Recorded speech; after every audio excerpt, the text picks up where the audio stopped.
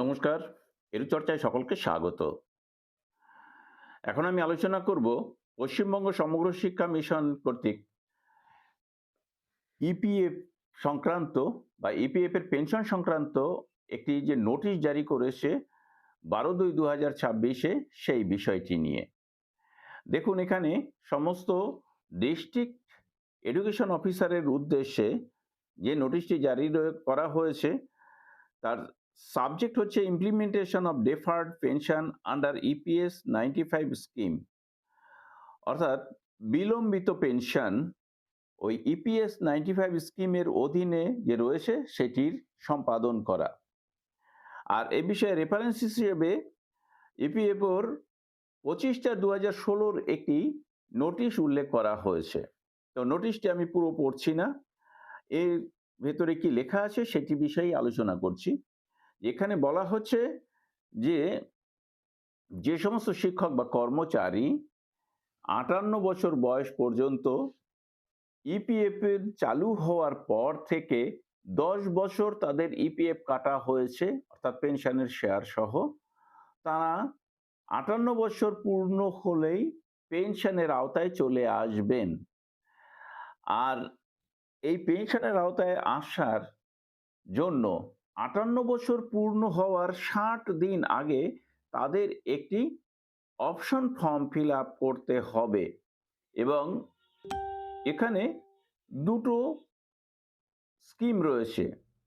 Scheme দুটি হচ্ছে যে ইপিএফও প্রয়াস স্কিম, আরেকটি হচ্ছে deferment of pension under EPFO scheme, অর্থাৎ বিলম্বিত পেনশনের যে ইপিএফও স্কিম রয়েছে সেই স্কিম। তাহলে একটি স্কিমে 58 বছর বয়স পর্যন্ত যে পেনশন পাওয়া যাবে, আর আরেকটা স্কিমে 59 বা 60 বছর বয়সের পরে পেনশন পাওয়া যাবে। এই দুটো জন্যই যারা আগ্রহী তারা কিন্তু অবশ্যই একটা অপশন ফর্ম ফিল আপ করে জমা দেবেন, যাদের 58 বছর বয়স হতে চলেছে, অর্থাৎ 58 পূর্ণ হওয়ার 60 দিন আগে। আর এর গাইডলাইন হচ্ছে যে একটি হচ্ছে উইদাউট কন্ট্রিবিউশন, আর একটা হচ্ছে উইথ কন্ট্রিবিউশন। উইদাউট কন্ট্রিবিউশন কি না, the member is to make exit from EPS, অর্থাৎ ইপিএস এর এমপ্লয়িজ পেনশন যে স্কিম রয়েছে সেখান থেকে সে 58 বছর পূর্ণ হলেই বেরিয়ে আসবে, আর কোনো কন্ট্রিবিউশন সে করবে না। অর্থাৎ ইপিএফ এর জন্য যে টাকাটা জমা দিতে হয় সেটি সে আর জমা দেবে না। আর option should be mentioned for 59 years or 60 years, অর্থাৎ টাকা জমা না দিলেও তাকে জানাতে হবে যে তিনি 59 বছর বয়সে পেনশন চান নাকি 60 বছর পরে পেনশন চান। আর এখানে বলা রয়েছে যে ডেফার পেনশনের জন্য ম্যাক্সিমাম 2 বছর এই বিলম্বিত করা যাবে, অর্থাৎ 58 থেকে 60 পর্যন্ত এই যে 2 বছর দেরি করে পেনশন নেওয়া যাবে। আর সেই জন্য কেউ যদি 59 বছর বয়সে পেনশন নেয় তাহলে 4% যে পেনশন সে বেশি পাবে, আর কেউ যদি 2 বছর পরে নেয় তাহলে 8.01% পেনশন সে বেশি পাবে। এটা কিন্তু বলা হচ্ছে। আর 2 নম্বরে বলা হচ্ছে যে উইথ কন্ট্রিবিউশন, অর্থাৎ মেম্বার শিক্ষক বা কর্মচারী সে 2 বছর এই পেনশনের টাকা জমা দিতে পারবে। ইপিএস থেকে সে বেরিয়ে না এসেও 2 বছর পর পেনশন নিতে পারে, অর্থাৎ সে আরো 2 বছর ইপিএফ এর শেয়ার কাটাতে পারে বা জমা দিতে পারে।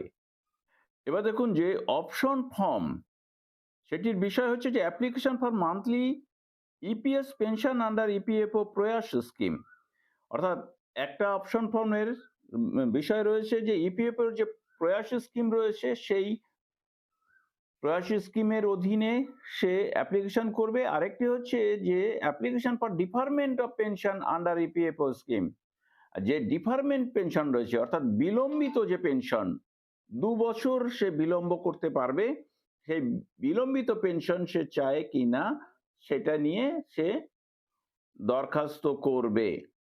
তাহলে বলা যায় যে কোনো শিক্ষক বা কর্মচারী তিনি অপশন ফর্মের দুটো যে ভাগ রয়েছে সেই ভাগ দুটো উল্লেখ করে দেবেন যে কোন ভাগে তিনি থাকতে চান।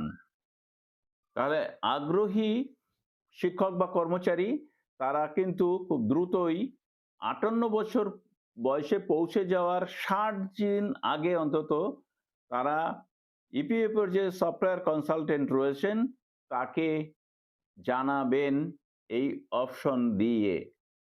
আমরা জানি যে এই সমগ্র শিক্ষা মিশনের অধীনে পার্শ্ব শিক্ষক এবং অন্য কর্মী যারা রয়েছেন তারা এই পেনশনের আওতায় থাকবেন বা ইপিএফ স্কিমের আওতায় রয়েছেন, তাদের কিন্তু এই বিষয়টি সম্পর্কে সতর্ক থাকতে হবে। আর এসএসকে এমএসকে যে সমস্ত 60 শিক্ষক রয়েছেন তাদের কিন্তু ঘোষণা হলেও ইপিএফ এর শেয়ার কাটা শুরু হয়নি। যখন শুরু হবে তখন মিশন থেকে কিন্তু আবার একটি নোটিশ জারি হবে, তখন সেই নোটিশ অনুযায়ী তাদেরকেও অপশন ফর্ম ফিল আপ করতে হবে। কিন্তু এসএসকে এমএসকে বর্তমানে যত দ্রুত এই ইপিএফ চালু করানো যায় ততই মঙ্গল।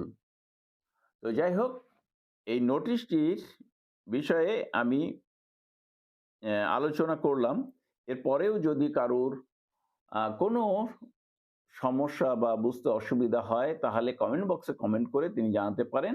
পরবর্তী ভিডিওতে আমি আলোচনা করব সে সমস্যা নিয়ে।